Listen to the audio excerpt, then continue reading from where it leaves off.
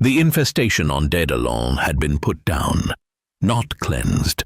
Such words belong to sermons, victory rolls, and the lies engraved upon triumphal arches. The servants of the faithful writ had been slain, their engines broken and their profane rites extinguished, but chaos was not a stain that could simply be scoured away. It left wounds in stone, in flesh, and in memory. Long after the last gunshot had faded beneath the moon's surface, the mines still seemed to whisper. Killed Team Crimson Carapace emerged bearing the marks of what they had endured. Their armor was scorched and scored, their weapons fouled by the remains of the enemy. Behind them, locked within the darkness of Daedalon, stood the Xenos pylon they had disabled. Its purpose remained uncertain, but one truth had been made brutally clear. The faithful writ had sought to use it. Castor Domitius made his first report to interrogator Gardica Kell.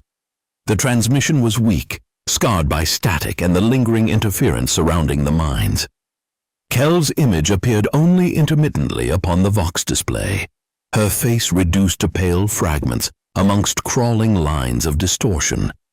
She listened as Castor described the pylon, the chaos presence, and the signs that the faithful writ had been operating beneath Daedalon's surface. Her answers were clipped and impatient. You have taken your time, Domitius. There was no relief in her voice, no acknowledgement of the bloodshed or the abominations destroyed. Gardica Kell dealt in facts, and in her estimation, facts delivered late were little better than failures. Of her own agents on Daedalon, she held no hope. If they remained alive, they would have made contact. The most reasonable conclusion is that the faithful writ discovered them. Kell paused, her broken image staring through the distortion. And killed them. The transmission ended shortly afterwards, leaving behind only the low hiss of an empty channel. Castor then attempted to contact Inquisitor Titrona de Caesune of the Ordo Malleus. The growing presence of chaos within the Gilead system could no longer be dismissed as a collection of isolated uprisings. The faithful writ had moved from world to world, seeking weapons and powers whose origins reached far beyond the Imperium. If their interest in the Necron pylons formed part of a greater design, then the servants of the demon hunters needed to know. Castor did not reach the Inquisitor herself. Instead, the signal was answered by interrogator Henry Metzer, one of de Caesune's field operatives. Metzer listened carefully as Castor recounted the events on Daedalon. The hidden pylon, its deactivation, and the faithful writ's apparent attempt to harness the ancient Xenos construct. Castor also repeated what Cryptek Anefter had revealed within the Necron complex beneath the temple on Enoch. The dead empire was stirring beneath the worlds of Gilead, and its scattered machines were becoming pieces in a contest whose true dimensions remained hidden. Metz's expression darkened when Gardica Kell and her master, Inquisitor Scythor Vecris, entered the account. The hostility was unmistakable. The Inquisition presented itself as a single blade held at the throat of mankind's enemies, but every blade had two edges. Old rivalries divided its ordos. Secrets were guarded as fiercely from allies as from traitors, and cooperation often amounted to little more than deciding whose servants would enter the killing ground first. Metzer had no desire to draw the Ordo Xenos any deeper into the matter. This investigation now falls under the authority of Inquisitor de Caesune. A retinue will assume responsibility for it. You will be contacted when your assistance is required. His tone made the boundary clear. Whatever Kell and Vecris believed they possessed, The Ordo Malleus intended to take control of the investigation. The channel went dead. With their reports delivered, Crimson Carapace returned to their Thunderhawk. Its engines rose to a deafening roar as the gunship tore free of Daedalon's poisoned sky. Nursus Ged sat at the controls, driving the craft upwards at punishing speed. The moon fell away beneath them, its scarred surface disappearing beneath cloud and darkness. Ahead waited the vow of absolution. The battle barge hung against the void like a fortress torn from the foundations of some ancient world. Its armor bore the scars of centuries, its gun batteries silent but watchful. Nursus brought the Thunderhawk into its cavernous launch bay, and the members of Crimson Carapace were received beneath the cold gaze of stone saints and chapter serfs. They gave their account to Chaplain Heractus. He heard of the faithful writ, the pylon, and the creatures destroyed beneath Daedalon. He listened without interruption, his severe features betraying neither approval nor condemnation. Only when the report was complete did he reveal that another summons had already reached the chapter. It had come from Autarch Ishtar Indomi of the Asuryani of Craftworld Ulkari.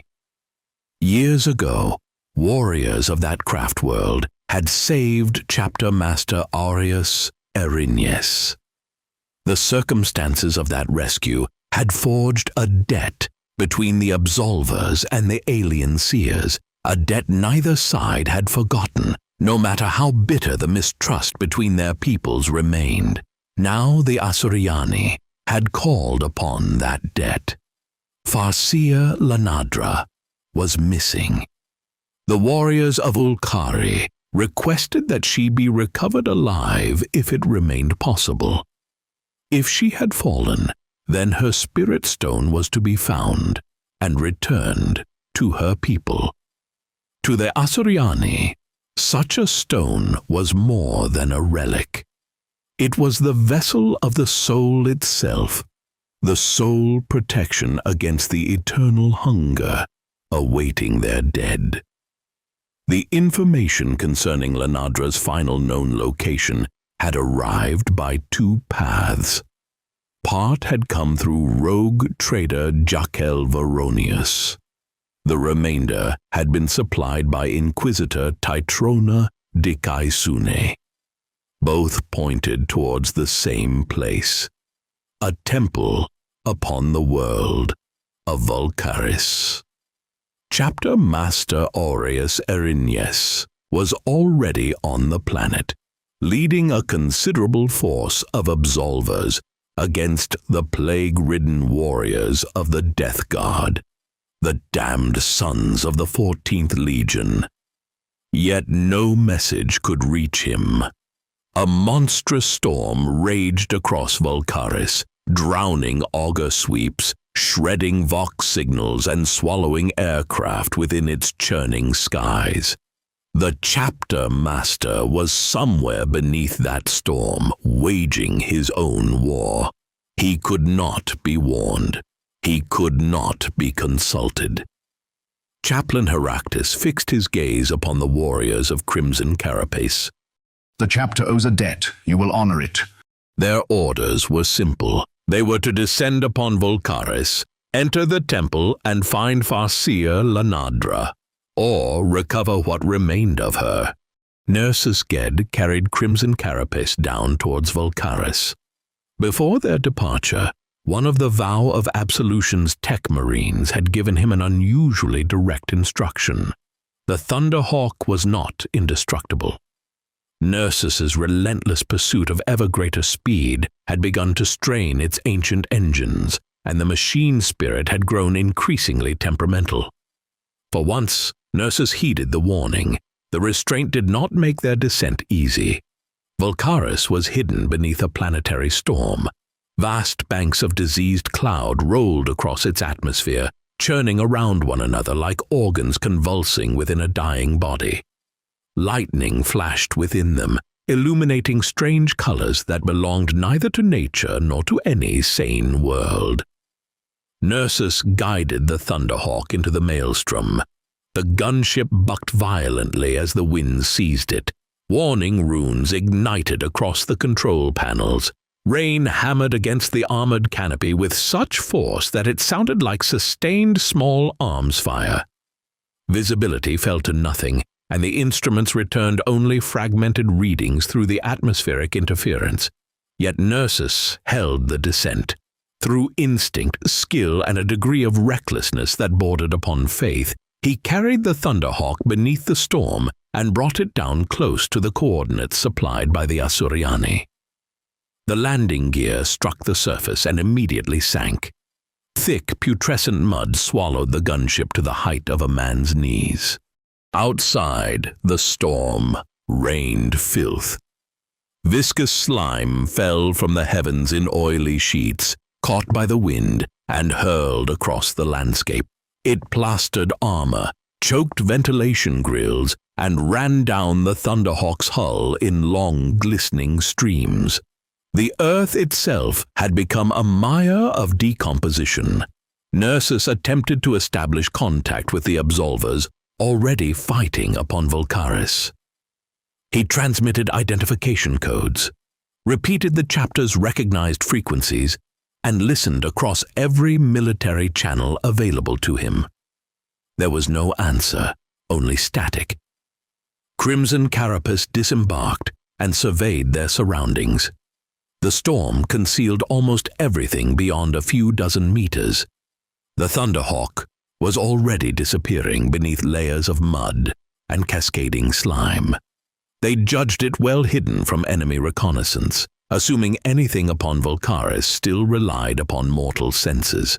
Sarpenthis attempted to gain a better vantage point.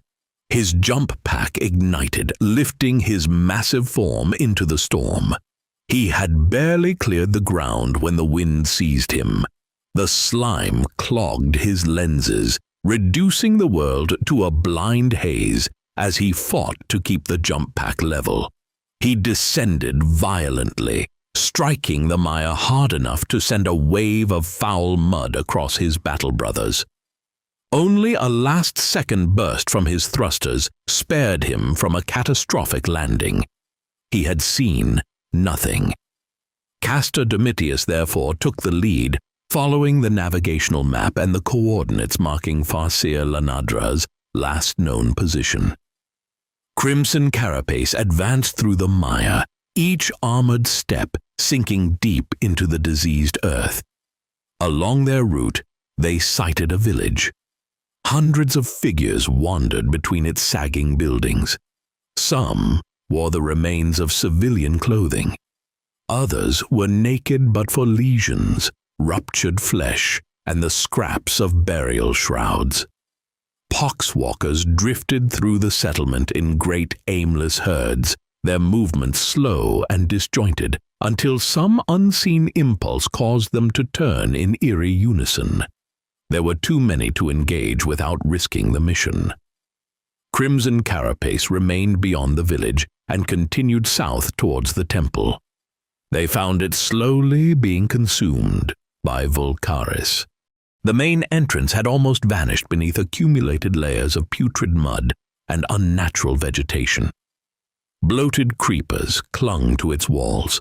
Pale roots forced their way between ancient stones, while fleshy growths pulsed beneath the rain as if breathing. Sarpenthis stepped forward and used the rim of his storm shield to scrape the filth from the entrance. He worked where he judged the handles of the double doors ought to be until his shield struck metal. He pulled the doors open. Their hinges shrieked through the temple. Beyond them lay a cavern of darkness and ruin. Statues had fallen from their plinths. Pillars lay shattered across the floor, and much of the ornamentation had collapsed beneath centuries of dust and the more recent intrusion of corrupted plant life. Thick vines crawled over the stonework, their surfaces wet and twitching. Crimson Carapace had only moments to examine the interior. From the western darkness came high-pitched laughter. Dozens of nurglings spilled from between the ruins, tumbling over one another in their eagerness to reach the Space Marines. They were followed by 7 Plague Marines and a hulking chosen of the Death Guard. Castor drew a fragmentation grenade, armed it, and threw it into the center of the demonic swarm. The detonation filled the entrance hall with fire and pieces of diseased flesh. Scores of nurglings were wounded or obliterated, their bodies bursting apart in showers of black ichor. Those that survived clambered over the remains, laughing as they came. Sarpenthis met them head-on. His thunder hammer swept through the first mass and pulverized everything in its path.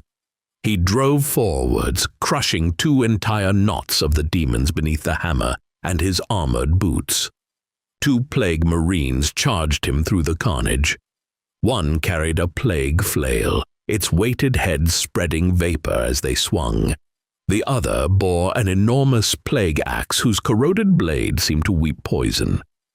Nurglings swarmed over Sarpenthis from every direction. They clung to his armor and struck at the joints, while the 2 Plague Marines attacked from either side. He blocked the flail with his storm shield and turned aside the axe with the haft of his hammer. For several moments, he stood at the center of the mob like a bastion surrounded by a diseased sea. But even a bastion could be overwhelmed. The attacks came too quickly and from too many directions. The axe finally found an opening. Its blade struck Sarpenthis with appalling force and hurled him to the floor. The giant Absolver disappeared beneath the nurglings, unconscious before he struck the stones. Nersus's rifle cracked. The Plague Marine with the axe jerked backwards as the shot tore through his head. Nersus adjusted his aim and fired again, killing the warrior armed with the plague flail. It was precise vengeance. It was also too late to keep Sarpenthis standing. Elsewhere, a Plague Marine raised a blight launcher towards the kill team. Before he could fire, Castor charged. Mors Noctis carved through the gunner and continued into the warrior beside him, bringing both Plague Marines down. Lucaius Danit advanced towards Sarpenthis, firing his plasma pistol as he moved. A bolt of incandescent energy struck another Plague Marine and burned through his corrupted armor. Icarus Dawn placed himself between the fallen Sarpenthis and the remaining nurglings. The demons engulfed him. Claws and teeth scraped against black Terminator plate, but they found no weakness. The chaplain moved methodically through the swarm, crushing each abomination with his Crozius, shield, and armored boots. One by one, the spiteful laughter ceased until every remaining nurgling lay broken around him. The Death Guard chosen leveled his plasma weapon at Castor. Nersus shot him through the head before he could pull the trigger. By the time the last enemy in the entrance hall had been slain, Lucats had reached Sarpenthis. His Narthasium went to work, flooding the assault marine's body with combat stimulants while sealing the worst of the plague axe's wound. Sarpenthis returned to consciousness beneath Lucas's hands and forced himself upright. The temple had nearly claimed its first offering. Crimson Carapace chose the stairs against the western wall. The passage at the opposite end of the entrance hall had been buried beneath fallen stone, leaving the western ascent as the only viable route into the temple's upper nave. More ruins awaited them there. Broken statuary and collapsed masonry lay scattered throughout the darkness. Lucais directed his searchlight towards a cluster of plants growing from the remains of a fallen statue in the center of the floor. Their swollen stems bent under the weight of translucent sacs. His auspex identified clouds of mutating spores within them. Lucas decided that fire was the appropriate treatment. As the plants burned, their spore sacs ruptured. The growths emitted a piercing shriek, too loud and too agonized to have come from anything that deserved to be called vegetation. Something within the temple heard them. 60 poxwalkers came rushing up the stairs in the northwestern section of the nave. They surged into the chamber in a mass of dead flesh, rotten weapons, and grasping hands. Behind them came 10 warp talons, their corrupted jump packs screaming as the warriors bounded through the darkness. Crimson Carapace met the horde with fragmentation grenades. Explosions ripped through the poxwalkers, destroying most before they could close. Bodies were torn apart and hurled across the nave, but the dead continued forwards through the smoke and shrapnel. 2 reached Castor. They were wreathed in a cloud of poisonous vapor. The toxins found their way through the seals of his armor and entered his bloodstream. His enhanced organs fought the contamination, neutralizing poisons that would have killed a mortal instantly. But this was no natural disease. Pain spread through him as the corruption resisted even the defenses of an Adeptus Astartes. The killed team fought together and destroyed the remaining poxwalkers and warp talons. Yet amidst the battle, one of the plague dead broke away from the horde. It lurched towards a control panel set into the northern wall beside an immense metal door. Nersus saw it. His shot killed the poxwalker, but not before its dead hand struck the controls. Something groaned behind the door. Metal buckled. Locking mechanisms snapped one after another, each breaking with a sound like a gunshot. The immense door tore free and crashed forwards into the nave. 2 mutilators burst through the opening. Their enormous bodies were masses of mutated flesh and armor, their limbs reshaping into blades, mauls, and grinding weapons as they charged. 5 Chaos Terminators followed them from the darkness beyond. Castor raised Mors Noctis. He called upon the Emperor, and the ancient sword answered. Wrathful light blazed along its runes, casting a fierce radiance across the desecrated nave. Shadows recoiled from the weapon as Castor prepared to receive the charge. Sarpenthis did not wait for it. His jump pack ignited. He rose through the ruined temple and then descended like a meteor. Thunder hammer held above him. He struck the mutilators with the full force of his fall. The impact shook the chamber. Stone cracked beneath him. Both mutilators were caught within the blast and hurled aside, their corrupted bodies shattered by the hammer of wrath. The Chaos Terminators crashed into the rest of Crimson Carapace. What followed was a brutal contest fought at arm's length. Ancient armor collided. Powered blades and fists struck with enough force to break stone.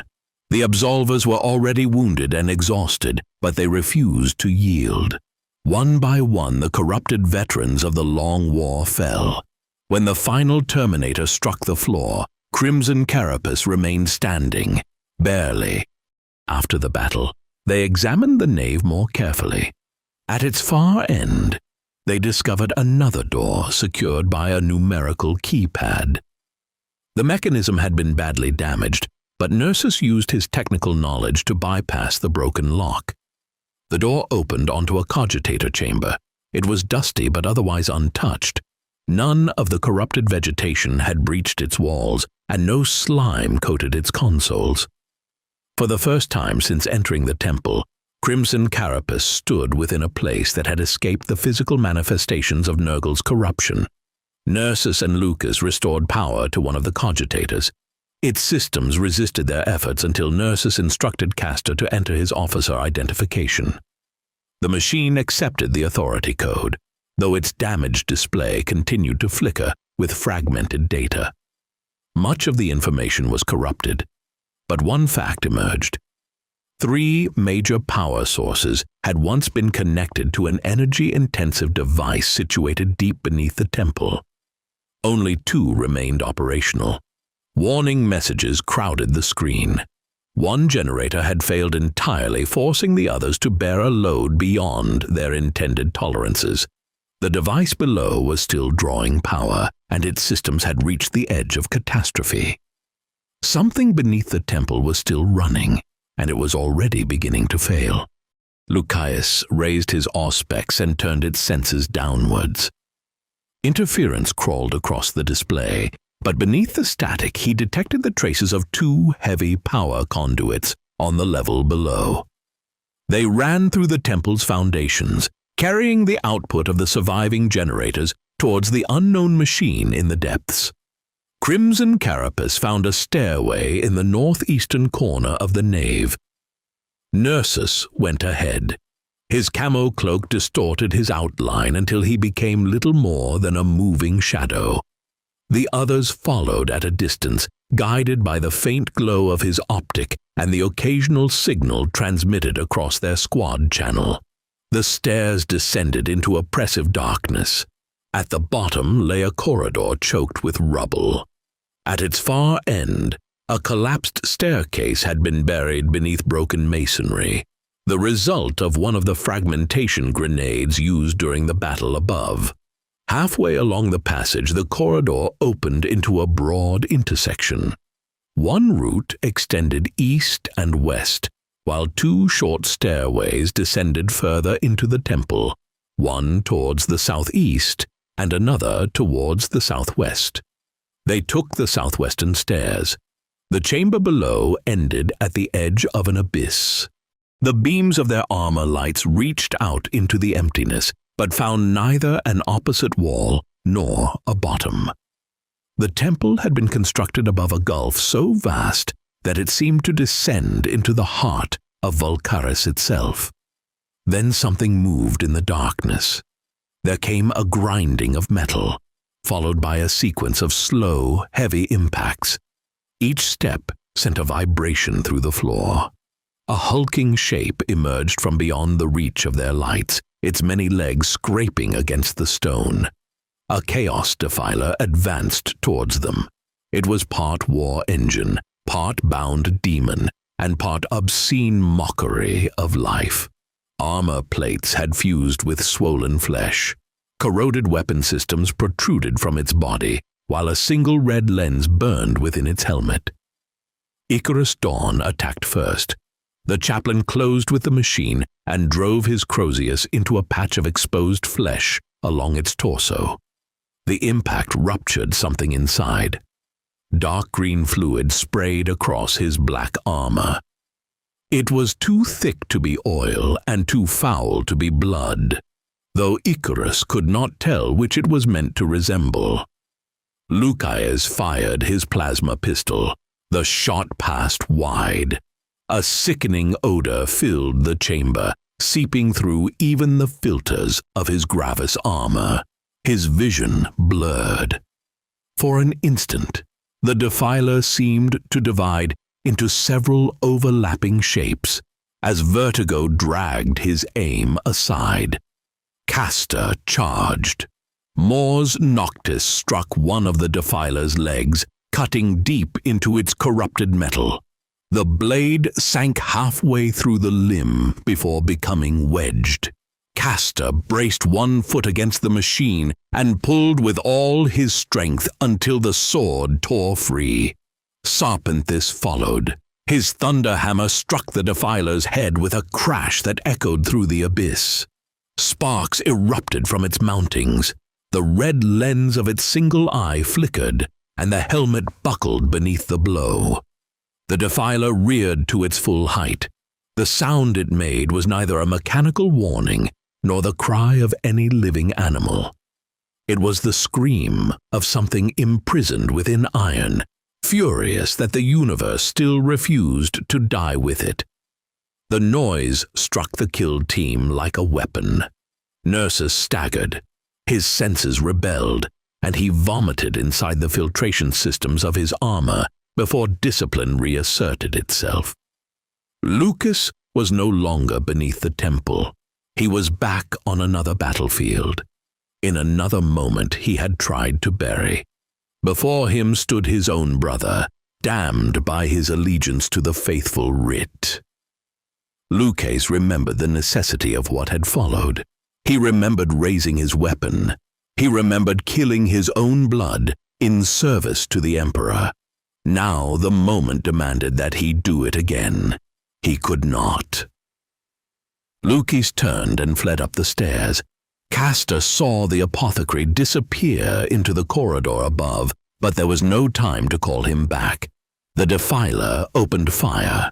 Its heavy Reaper autocannon thundered, filling the chamber with a storm of armor-piercing shells.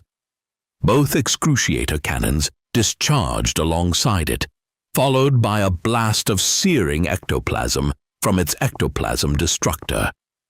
Icarus endured the barrage. Rounds hammered against his Terminator plate, cracking armor and driving him backwards. Ectoplasmic fire washed across him, but the ancient suit held. Wounded and scorched, the chaplain remained standing. The Defiler's electroscourge lashed toward Serpenthis. The weapon struck with brutal force. Arcs of energy danced over the Assault Marine's armor as its tendrils tore into the plate. Serpenthis was hurled to the ground, unconscious, his already damaged armor left ruptured and sparking. The Defiler turned upon Castor. Both shearing claws closed around him. Their blades broke through his armor and tore deep wounds into his body. Poison entered his blood, spreading from the injuries with unnatural speed. Castor wrenched himself free, but his strength was fading. Crimson Carapace could not survive another attack. Icarus saw the opening. He stepped through the Defiler's guard and buried his Croceus in its damaged head. Something inside the war engine broke. The head twisted and jammed at an unnatural angle as bundles of conduits tore loose. Green infected pus sprayed from the ruptures, coating the floor in steaming filth. In the corridor above, Lucas returned to himself. There was no brother before him, no past battlefield, only the sound of his battle brothers fighting without him. He turned back. Lucas ran down the stairs as Castor fought against the poison in his wounds. The apothecary's medical mechadendrite uncoiled over his shoulder, its needle striking through a damaged seal in Castor's armor. Antitoxins surged into the lieutenant's bloodstream. Castor's vision cleared. He leapt onto one of the Defiler's legs and climbed the reeling war engine. Mors Noctis blazed in his hands as he drove the relic blade through its neck. The Defiler's head came free. Its body convulsed, hurling Castor back onto the stone. The machine remained upright for a final impossible moment before its legs folded and its carcass crashed to the floor. Silence returned to the abyss. Lucas attended to Serpenthis, stabilizing his wounds and forcing his battered body back into consciousness. When the Assault Marine could stand, he looked down at the Defiler's remains. Then he lifted the entire carcass. Servos strained beneath his damaged armor as he carried the ruined war engine to the edge. With a final heave, he cast it into the chasm. The Defiler struck the wall several times during its descent. They heard armor scraping against stone, each impact growing fainter than the last. They waited for the sound of it reaching the bottom. It never came. Near the center of the chamber, nurses discovered a damaged control panel. The surviving circuitry indicated that it had once activated a bridge across the abyss, but the mechanism was too badly ruined to repair. Lucas scanned the installation with his auspex. He located the power cables beneath the floor and traced their path out of the chamber. The conduits led back up the stairs and continued east through the intersection. Crimson Carapace followed them. Nursus again moved ahead beneath his camo cloak. His caution spared them from another threat, a concealed trap set along the eastern passage. He identified its triggering mechanism and disabled it before signaling the others forwards. At the end of the corridor, they found a locked door. Nurses removed part of the control housing and bypassed its damaged systems. The locks disengaged one after another, and the door slowly opened. a hell brute waited inside.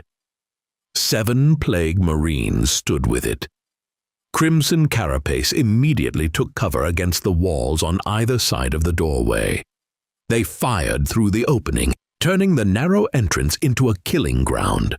Bolter rounds and plasma struck the Death Guard officer before he could lead his warriors forwards. He fell beneath the barrage, followed by several of his plague marines. The Hellbrute charged towards the doorway. Sarpenthis met it. He stormed into the chamber and drove his thunderhammer into the maddened dreadnought with a blow that staggered the monstrous machine. Before it could recover, Icarus followed him through the entrance. The chaplain finished what Sarpenthis had begun. As the Hellbrute collapsed, the rest of Crimson Carapace maintained their fire. The surviving plague marines were cut down one by one, until nothing remained standing within the chamber. The kill team had found the path of the power conduits. They had also found its guardians. Somewhere deeper beneath the temple, the unknown machine continued to draw upon its 2 surviving generators. Its systems were failing, its limits had been exceeded, and Farseer Lanadra was still missing.